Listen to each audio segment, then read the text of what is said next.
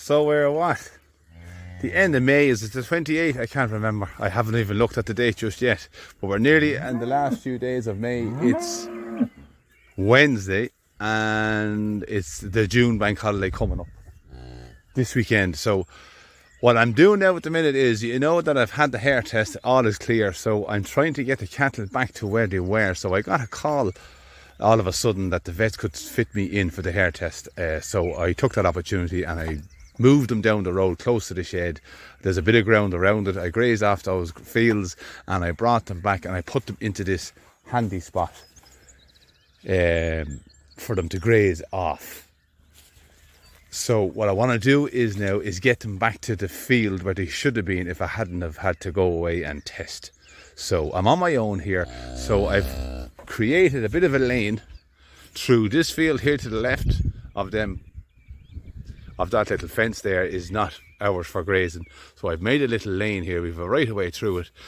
The field beyond it is our place. And then I have to go up the lane. I can't point because I'm carrying the fencer.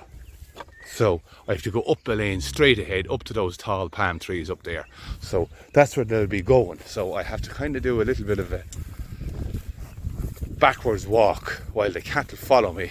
And then I have to try and get ahead of them, open the gate, stand on the road, get them to cross the road and go up the lane. So getting them across the road is the tricky part, I suppose. But I'm going to put a wire across one side, stand at the opposite side and call them, and they should come across the road and go up. Normally they're used to coming down that road and grazing their way back up at either side of the lane. So this is a different kind of a move for them. But it's nice to mix things up as well. So the fields that we're going into now aren't the most amazing. Grass, I have to say, isn't the most amazing for me this year.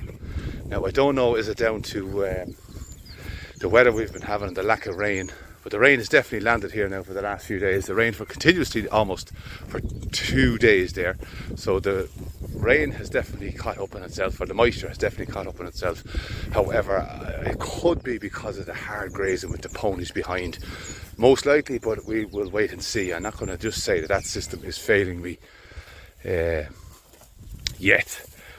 Most likely it's the fact that I'm overstocked. So we have a reduced number coming now. There's 19 here coming, including calves.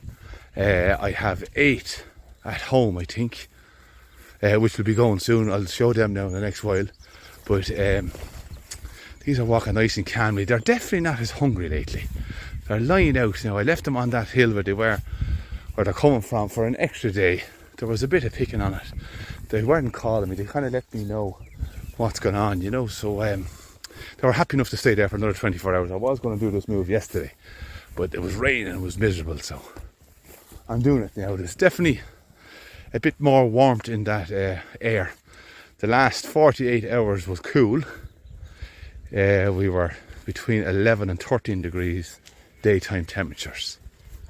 There wasn't much of a difference between day and night temperature wise. The rain was coming in off the North Atlantic, so it was cool enough. So the field to my right on this video now is where it will be going. I'm going to skip it because it didn't grow back well at all. I left the ponies in there too long while I didn't follow them down the road, you see. So I left them in there a little bit too long, so that's kind of a wee bit stunted, I think. So I'm going to skip that on this rotation, and I'm bringing them into a rushy field behind me. After dividing it, normally I divide it in 2. Sometimes I leave it in one big area, but I'm dividing it in 3, but I only give them a third of it because there's fresh rushes on it, but I want to trample it down and graze between them. So I'll probably, what time are we now? We're only just after 11 in the morning, so if I graze it off, and by the time I come back this evening at 8 o'clock, if it looks like there's a decent enough impact on it, I'll move them into the second third of that field, or maybe leave them for one night and do it in the morning. I'll see how we get on. They're full looking anyhow. There's Boss Cow there. Her calf behind her was one that had coccidiosis that I dosed for a couple of weeks ago, and he got over that fairly well. But now I notice his manure is soft again now, but I think it's kind of a nutritional scour that he has now. He's in good form, but it's coming out yellow and it crusts over like a grey blue. And when you rub your foot through it, your boot through it, it's yellow underneath again. So it's kind of him gorging out on milk. I think it's the fact that we have lush green grass now and the cow's milk is very rich. Yeah, and that's what's doing it to them. Also, Blue's cow, I never mentioned this, Blue's cow got a touch of that coxie as well, and during the test I got the Baycox dose for her and I gave it to her down the throat and she was fine. 24 hours later she was buck-lepping around the place. So yeah, I'm amazed at how well I can walk backwards. I'm only turning around yet, I'll stop for a second. Yeah, so that's it. So I'm going to leave them in this lane while I turn around. I'm going to hang up this phone. I'm going to open up the fence, or open up the gate, run a wire across the road, open up the gate and run them across the road, and then I'll be behind them then because they'll come out naturally enough by themselves. And then I'll go behind them and I want to run them up the lane quick because I don't want them to be nipping at any of them young trees I'm after planting. I planted a few young rowan trees on the lane and I don't want them to. And they love reaching out with their tongue and whipping them top leaves off, and that would upset me. Something serious. Right, well I'm going to leave them there for a couple of minutes. It's tougher walking backwards, I think. I'll press pause now and I'll be back. A lovely calm day. Right, let's do it. So we have reached our destination. What does that say there? Keep your what? I don't know, I got some warning up on my phone here. So that was a one-man cattle move. A one-man, one-handed cattle move wasn't going to work. So we can only record now that they're in their destination for the next 24 hours max. So we skipped this, as I was saying earlier, and we are going to graze it off now. It's a rushy place, so I'll graze it tight. I'll let them hammer it down, and I'm going to move my ponies on up into it. What is going on here? Look at that little shit. Get up. That's motherless May, and she's sucking the cow there now. That's the girl. You give her a kick. I was thinking that that lady's thriving a bit too well. So this is this one, and the lady that she was reared with is this lady here. She's a bit screwy, that one. She's out of Little Clare. Where is she? Little Red, even, I call her. But look at that. How well she's doing that. The little brat. Some things they just don't give up on. So she's sucking that cow, but she's not really letting her, but she's trying to. But that's an amazing thing. Right, well let me just gather my thoughts. What was I talking about? Yeah, so we have our one-man move made.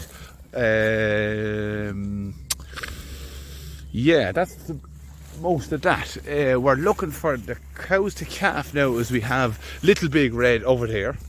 She is she's getting there. She hasn't made much of a bag. She didn't make much of a bag last year either, but she's starting to make an effort. And we have definitely a cow that's starting to move, is Baltimore. Here we go. This lady I'm very pleased with. This year, look at it, even though she's late, that little bit of a break has given her a chance to put on a bit of condition. So she is looking better this year than she has before. She has a big old bag, a big swingy old elder on her, but she hasn't it filled yet. But them tits are starting to fill, and she's very slimy. So look, she'll be another couple of weeks anyhow. So we have them two to look forward to, and then we have our mare below. She's starting to put up a bit of a bag too. So I could say maybe in 2 weeks' time we should have something happening. We'll either have this lady or we'll have a foal. Yeah, so this is the kind of grass they're on now. As I say, the drought has now broke.